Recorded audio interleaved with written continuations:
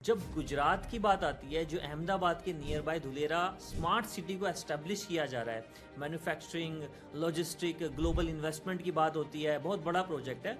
वहां पर जब मैं कंज्यूमर इन्वेस्टर की बात करता हूं, उसके लिए अपनी डेवलपमेंट के अकॉर्डिंग उस धुलेरा मैप को मॉडिफाई करके साइट्स पे डाल रहे हैं, जिसकी वजह से there are lot of multiple. तो देखिए, अगर आप 10 से 15 साल का होरिजन इस नजरिए से ले रहे हैं कि इन्वेस्टर को एक रिटर्न मिल जाएगी, तो धुलेरा के नाम पे स्कैम्स भी सुनने को मिल रहे हैं। तो क्या ये प्रोजेक्ट जेन्युइनली सेफ है या इन्वेस्टर को केयरफुल रहना चाहिए? ये दो ब्रदर थे जिन्होंने कुछ 60 से 70 हजार इन्वेस्टर्स को ट्रैप, जो स्कैम्स हैं वो इसका जल्दी से शिकार। तो मैं यही कहूंगा कि अगर आप 8 से 10 साल तक, अगर किसी ने धुलेरा में प्लॉट लिया है तो क्या उसको एग्जिट मिल सकता है इजीली? धुलेरा के केस में मैं एक ही चीज कहूंगा, अब समझने वाले इसे समझ जाएंगे। धुलेरा के केस में एंट्री ब्रोशर से होती है, एग्जिट। अगर मैं आपको पूछूं एनआरआईज के लिए, बिकॉज और इंडिया में जो लोग इन्वेस्ट करते हैं, आपको लग रहा है कि धुलेरा का जो प्रोजेक्ट है वो वेल्थ क्रिएट करेगा? अगर आप कैपिटल को 15 साल 20 साल इतने टाइम के लिए यहाँ पर ब्लॉक कर सकते हैं, तो फिर आपको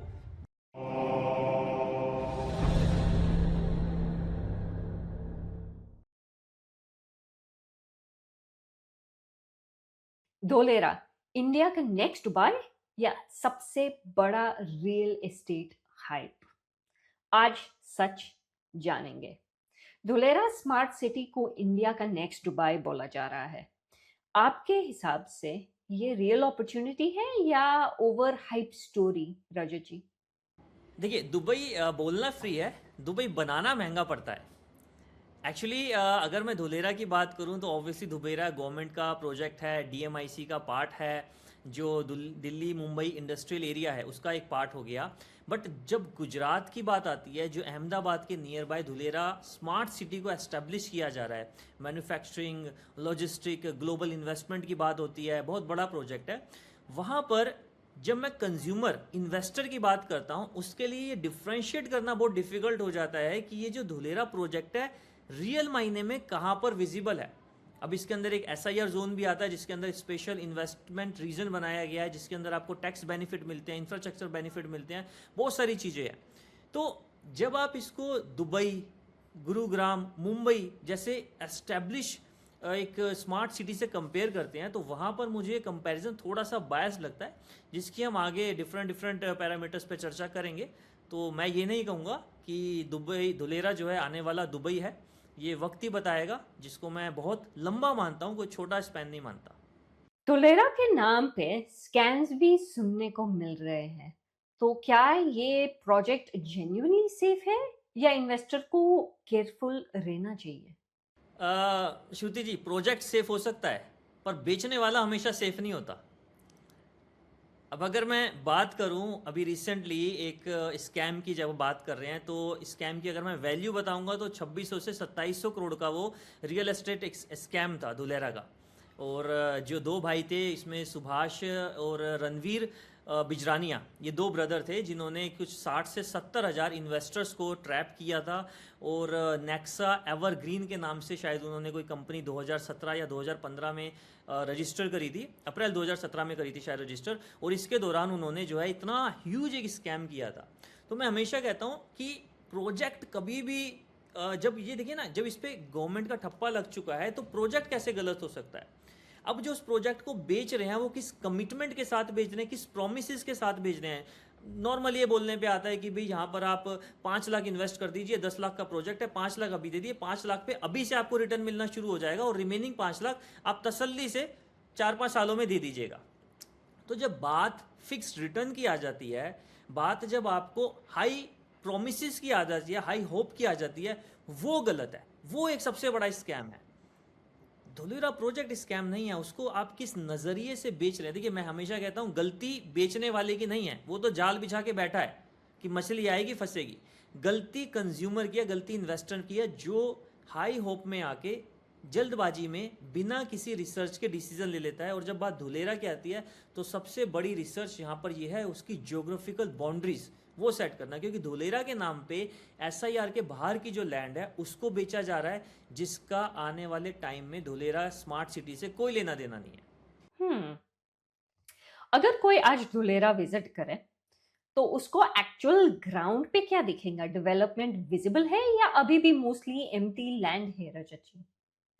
अगर मैं इसके एक टाइमलाइन की बात करूं धुलेरा सिटी की, जो धुलेरा एक अगर मैं आपको इसको ईयर वाइज समझाऊं तो 2009 के आसपास जो प्रोजेक्ट प्लानिंग है वो स्टार्ट हुई थी, और 2013 के आसपास इसको स्पेशल इन्वेस्टमेंट रीजन डिक्लेयर किया गया था, जहां पर आपको कुछ टैक्स बेनिफिट्स मिलते हैं। एंड अब जो आपके क्वेश्चन का जवाब है, वो जो रियल डेवलपमेंट वहां पर है वो 2015-2016 के ऑनवर्ड वहां पर जो है एग्जीक्यूशन फेज स्टार्ट हुआ था। स्टार्ट भी क्या कहूँ, एग्जीक्यूशन फेज अप्रूव हुआ था, और समवेयर अब जाकर वहां पर development in terms of construction दिखाई दे रही है, बट वो भी इतनी क्लियर नहीं है, इतनी वास्ट नहीं है। जो भी बिल्डर है, जो भी डेवलपर्स हैं, उस डेवलपर जहां पर भी वो कंस्ट्रक्शन आ रही है उसके मैप को अपने अकॉर्डिंग, अपनी डेवलपमेंट के अकॉर्डिंग उस धुलेरा मैप को मॉडिफाई करके साइट्स पे डाल रहे हैं, जिसकी वजह से there are lot of multiple Dholera smart city maps, जहां पर आपको ये कंफ्यूजन हो जाता है कि जो प्रोजेक्ट रियलिटी है वो एक्सपेक्टेशन से कितना दूर है और वो कितने टाइम बाद एग्जीक्यूट होगा।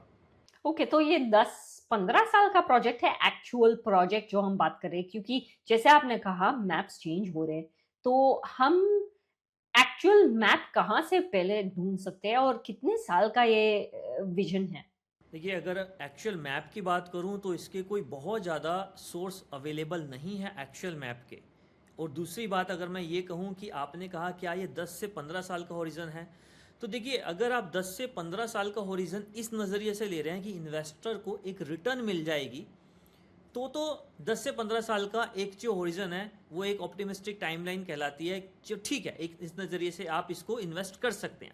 बट अगर आप इस 10 से 15 साल के हॉरिजन को इस डेफिनेशन में ले रहे हैं कि आने वाले 10 से 15 साल में धुलेरा गुरुग्राम बन जाएगा, मुंबई बन जाएगा, दुबई बन जाएगा, तो मैं इस चीज़ से पूर्णतः संतुष्ट नहीं हूँ, पूर्णतः सेटिस्फाई नहीं हूँ। मुझे लगता है कि ये 2040 प्लस तक का हॉरिजन है, जो 2040 प्लस तक जाते जाते इसके अंदर आपको डेवलपमेंट विजिबल होगी, और तब ये कह सकते हैं कि आने वाला जो धुलेरा है 2040 के बाद का, वो गुरुग्राम को बीट कर रहा है, मुंबई से कंपैरिजन कर रहा है, दुबई से कंपैरिजन कर रहा है। मैं तो आपको 2-3 साल की विजन पूछने वाली थी और रिटर्न्स के बारे में पूछने वाली थी, but that is also pointless.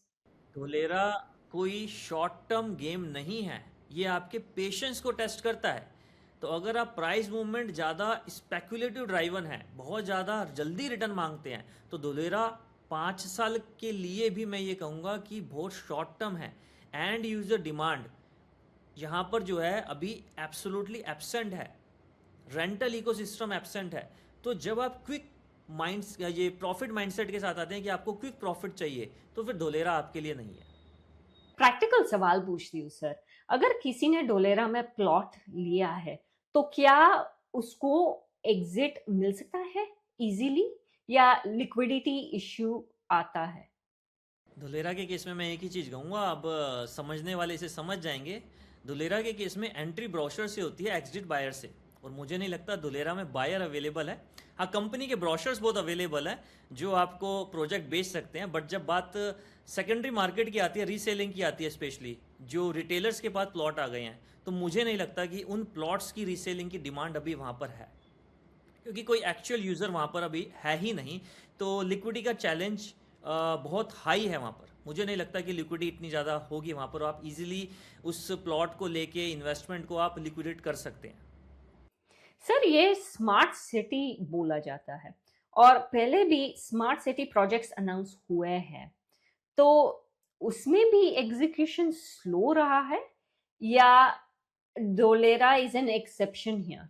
देखिए, अगर आप पहले की बात करें तो हिस्ट्री रिपीट नहीं होती, हाँ, पर कोई रिदम जरूर सेट कर जाती है। अब जब आप कंपैरिजन गुरुग्राम से कर रहे हैं, तो ऑब्वियसली गुरुग्राम एक बहुत रैपिडली उसको ग्रोथ मिली थी, बहुत जल्दी स्मार्ट सिटी और एक मल्टी जो ग्लोबल एमएनसीज होती है वहाँ पर एस्टेब्लिश हो गई, क्योंकि वो एक तरह से भारत के अंदर आने वाली स्मार्ट सिटीज़ की शुरुआत थी, स्टार्टिंग थी।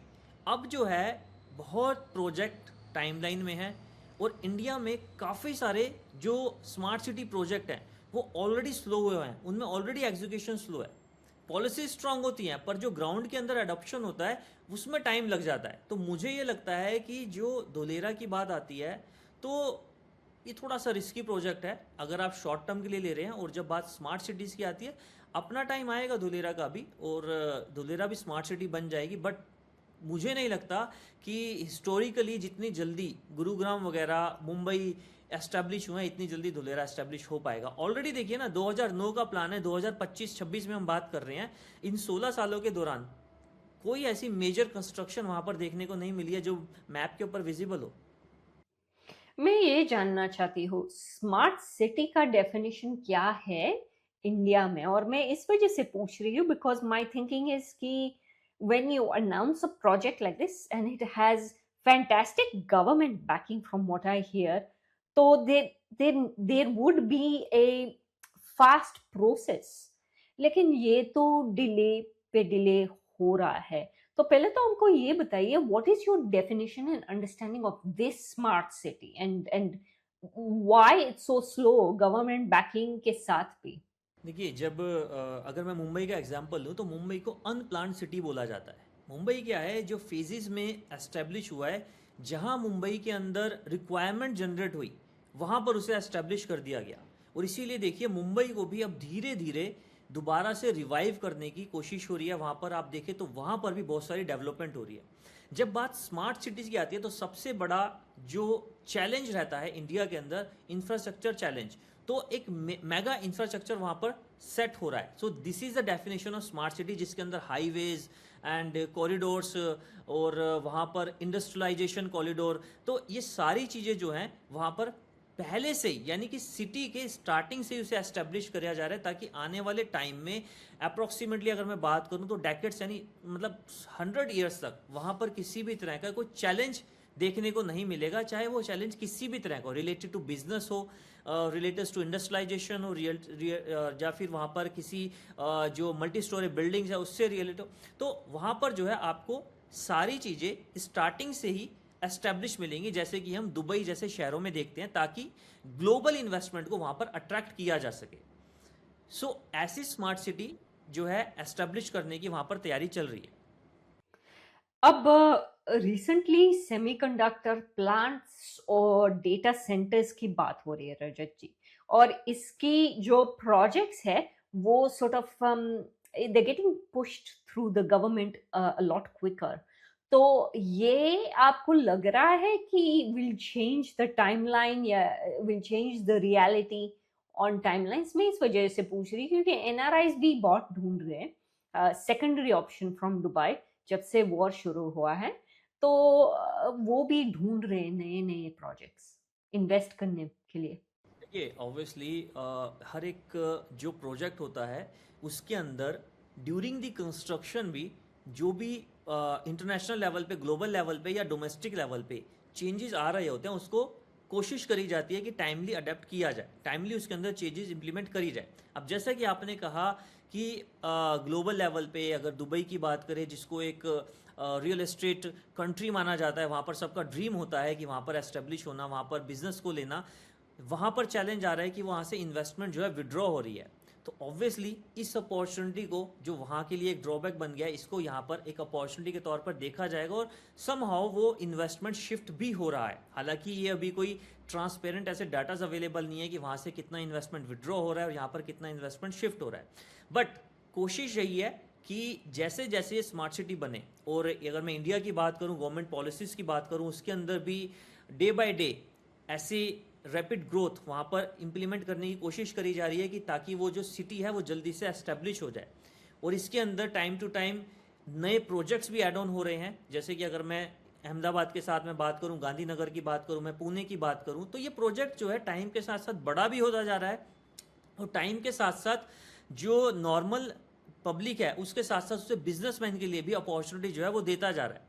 तो अगर मैं बात करूं टाइम की, तो ऑब्वियसली टाइम लगेगा, बट टाइम के साथ में इसका जो विस्तार है वो भी हर जगह से हो रहा है।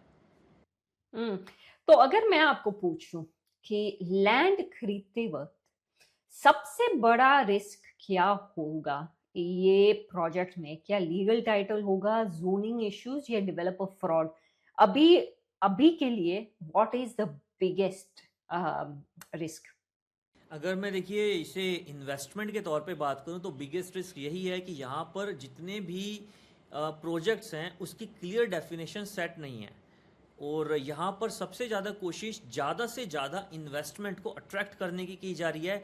अब उस अट्रैक्शन के चलते फॉल्स प्रोमिसेस भी हो रहे हैं, स्कैम्स भी हो रहे हैं। और सबसे बड़ी बात यह है कि जो इन्वेस्टर है वो आता बहुत हाई होप में है एग्जिस्टिंग स्मार्ट सिटीज़ को देख के, और उसका जो टाइम होरिजन है वो इतना बड़ा नहीं है, उसे चाहिए क्विक रिटर्न। तो जिसको चलते जो स्कैम्स हैं वो इसका जल्दी से शिकार हो जाता है। तो मैं यही कहूँगा कि अगर आप रिस्क टेकिंग कैपेसिटी आपकी इस तरीके से है कि आप 8 से 10 साल तक एटलीस्ट धुलेरा के किसी भी प्रोजेक्ट में इन्वेस्टमेंट कर सकते हैं, तो आपको इसका मूड बनाना चाहिए। दूसरी चीज़ ये है कि आपको जल्दी से कोई डिसीजन मत लीजिए। सबसे पहले कंपैरिजन कीजिए। वो कंपैरिजन आपका सिर्फ बातचीत तक ना हो, वो कंपैरिजन आपका ऑनलाइन रिसर्च तक भी हो कि गवर्नमेंट के जो प्रोजेक्ट हैं वो कहाँ किस फेज़ में आ रहे हैं, और वहाँ पर जो टाइमलाइन है वो टाइमलाइन क्या एग्जीक्यूशन आपको दे रही है, कितने टाइम में ये एग्जीक्यूट हो भी जाएगा। रजत जी, क्या धोलेरा फ्लड प्रोन एरिया में है? क्योंकि लोग ये भी बोल रहे कि धोलेरा जो प्रोजेक्ट है वो फ्लड प्रोन एरिया में है या फ्लड जोन में है। तो क्या वो सही बात है? और अगर फ्लड जोन में है तो लॉन्ग टर्म इन्वेस्टमेंट के लिए कंसर्न होना चाहिए या नहीं? श्रुति जी देखिए, अगेन वही बात आ गई जब आपने धुलेरा की बात करी और इसे फ्लड जोन से कंपैरिजन किया, तो यहाँ पर अगेन बात आ रही है कि जो धुलेरा है वो रियल मायने में जो उसका एसआईआर प्रोजेक्ट है वो उस जोन से काफ़ी दूर है। अब जब एंटायर धोलेरा की बात करेंगे तो डेफिनेटली वो कहीं ना कहीं जो एरिया है वो फ्लड जोन के नियर बाय है। बट जब मैं स्मार्ट सिटी की बात कर रहा हूँ तो वहाँ से बहुत दूरी पर है। इसीलिए मैं बार बार कह रहा हूँ कि आपको उसका मैप स्टडी करना बहुत ज़रूरी है। जब तक आपको वो जो स्मार्ट सिटी है, जो एसआईआर एरिया है, अगर आप रियल मायने में धुलेरा में इन्वेस्ट कर रहे हैं तो आपको उसकी ज्योग्राफिकल बाउंड्रीज पता होनी चाहिए जो कि वहाँ से डिस्टेंस है। बट देखिए, अगर आप बात करें तो ऐसा नहीं है कि ये पहली बारी कोई सिटी जो है वो इस फ्लड एरिया में एस्टेब्लिश करी जा रही है। वो नियर बाय ज़रूर है, बट मुझे नहीं लगता कि वो ऐसा कोई रिस्क जोन में है। ओके। अब फार्मर प्रोटेस्ट और लैंड एक्विजिशन इश्यूज भी न्यूज में थे, तो क्या वो प्रोजेक्ट को डिले कर रहा है? और अभी भी आपको लग रहा है कि फार्मर्स की जो इश्यूज चल रही थी वो अभी भी है? ऑब्वियसली वो डिले कर रहा है, और इसीलिए मैंने कहा कि ये प्रोजेक्ट जो है एग्जीक्यूशन के बाद भी यहाँ पर अभी कोई रियल मायने में बहुत ज़्यादा डेवलपमेंट देखने को नहीं मिल रही है आपको। भाई अगर मैं 2015-16 से बात करूँ तो ऑलमोस्ट 10 ईयर्स हो चुके हैं। तो डेवलपमेंट देखिए तब तक ही स्मूथ है जब तक सब एग्री कर रहे हैं। और ये अगर मैं इंडिया की बात करूं तो बीच बीच में चाहे आप अपोजिशन को ले लीजिए या किसी भी तरीके से कोई डिमांड को ले लीजिए, फार्मर्स की जो सोशल डिमांड्स है तो वो बीच बीच में स्पीड पकड़ती है, जिसकी वजह से धुलेरा को ब्रेक लग जाता है। बट मुझे ये लगता है कि जो कंपनसेशन है और जितनी भी कंसेंट हैं वो प्रोसेस में है। हालांकि उसका प्रोसेस स्लो है, बट ये प्रोजेक्ट को डिले जरूर कर रही हैं, बट प्रोजेक्ट को किसी भी तरीके से यहाँ पे मुझे फुल स्टॉप लगता नहीं दिख रहा है।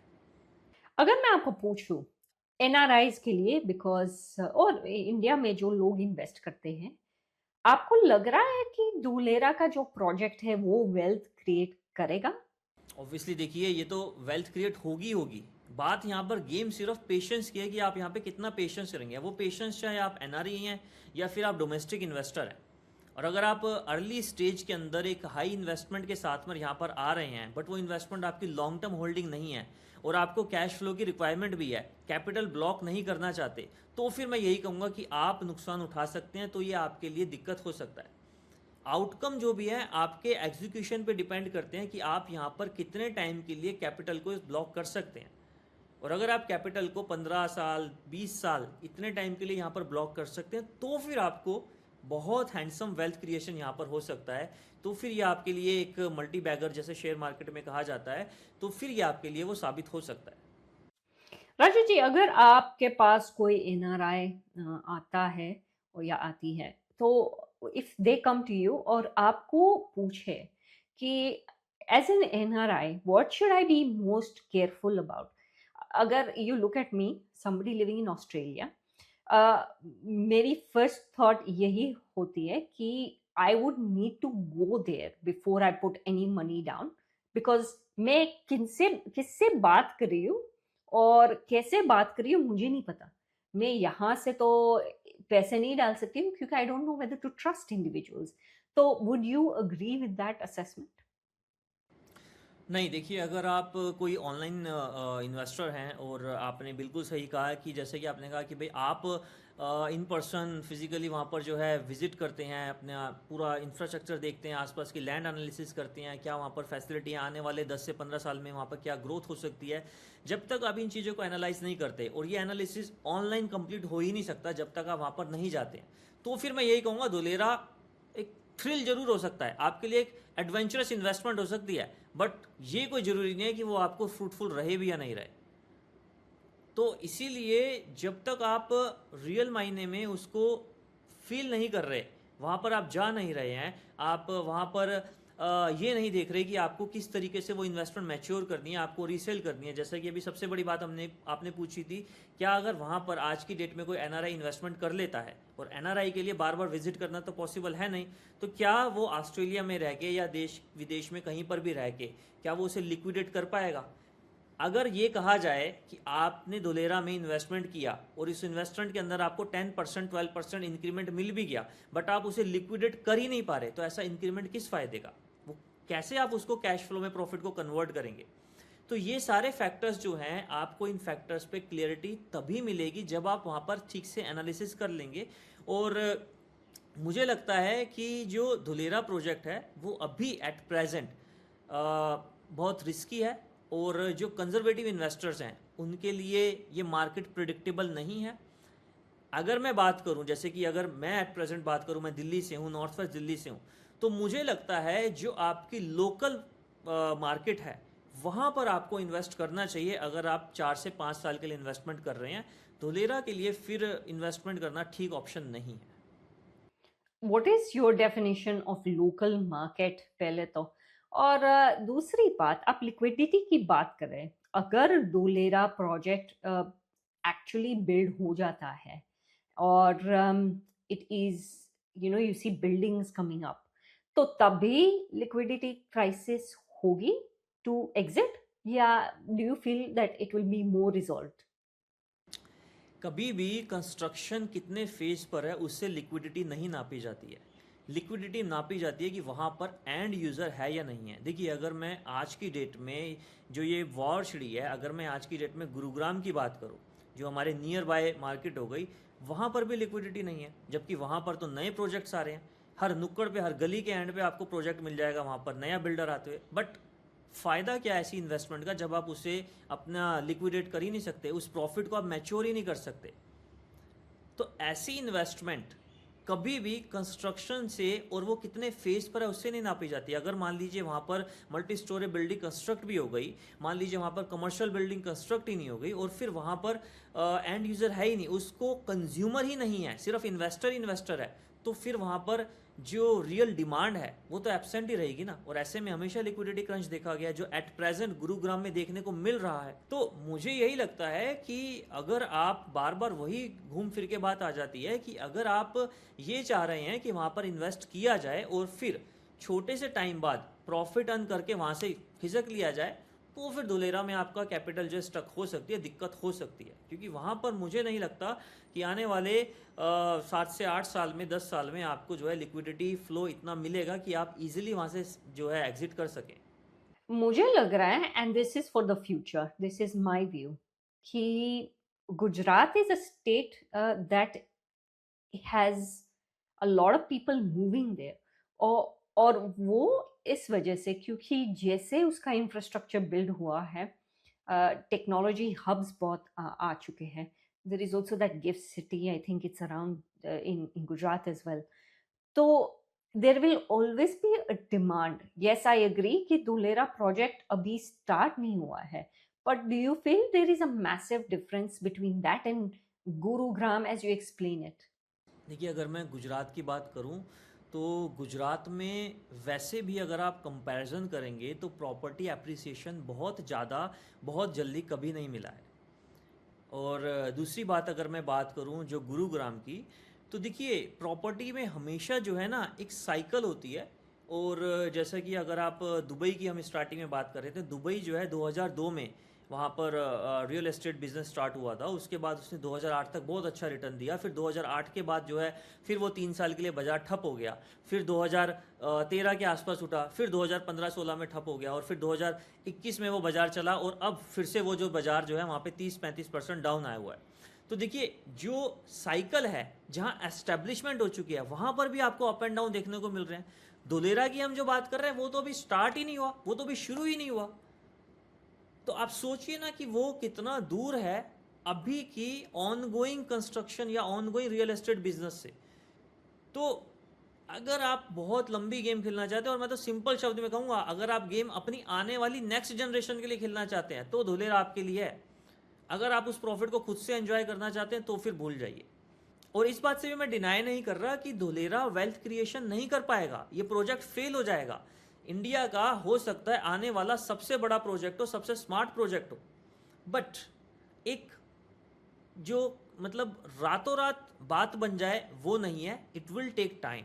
क्योंकि यहाँ पर क्या है, जो मोदी जी भी हमेशा कहते हैं कि 2047 में आने वाला जो भारत है उसके लिए अभी से प्रिपरेशन हो रही है। तो आप देखिए ना वो प्रिपरेशन कहाँ है, वो प्रिपरेशन यहीं तो है। तो it will create base but it will take time.